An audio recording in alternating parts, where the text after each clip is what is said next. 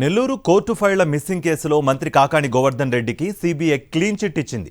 ఈ కేసులో మంత్రి ప్రమేయం లేదని కేంద్ర దర్యాప్తు సంస్థ స్పష్టం చేసింది.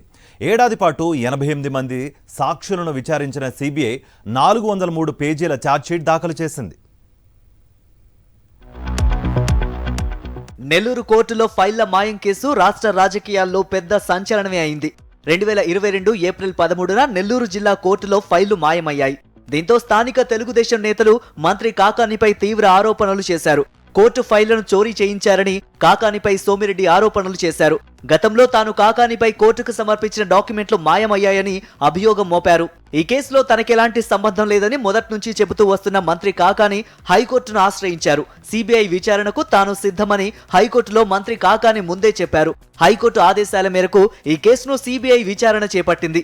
సీబీఐ విచారణకు అభ్యంతరం లేదని అప్పట్లోనే హైకోర్టుకు అడ్వకేట్ జనరల్ తెలిపారు. సీబీఐ 88 మంది దోషుల్ని విచారించాక తాజాగా 403 పేజీల ఛార్జ్ షీట్ సిద్ధం చేసింది. ఫైళ్ల మిస్సింగ్ కేసులో కాకాణి పాత్ర లేదంటూ ఆ ఛార్జ్ షీట్ లో పేర్కొంది. నేరం జరిగిన విధానం పట్ల మంత్రి కాకానికి అవగాహన లేదని తెలిపింది. మంత్రి కాకానికి దోషులతో ఎలాంటి సంబంధం లేదని తేల్చి చెప్పిన సీబీఐ ఏపీ పోలీసుల విచారణను సమర్థించింది. పోలీసులు నిర్ధారించిన సయ్యద్ హయత్, షేక్ ఖాజా రసూళ్లను సీబీఐ దోషులుగా నిర్ధారించింది. దొంగతనాలు అలవాటున్న వీరే కోర్టులో ఉన్న బ్యాగ్ దొంగిలించారని ఛార్జ్ షీట్ లో స్పష్టం చేసింది. ఈ కేసుతో తనకు ఎలాంటి సంబంధమూ లేదని మంత్రి కాకాని మొదటి నుంచి చెబుతూ వచ్చారు. టీడీపీ నేతలు తాను దోషినంటూ చిత్రీకరించేందుకు అత్యుత్సాహం ప్రదర్శించిందన్నారు.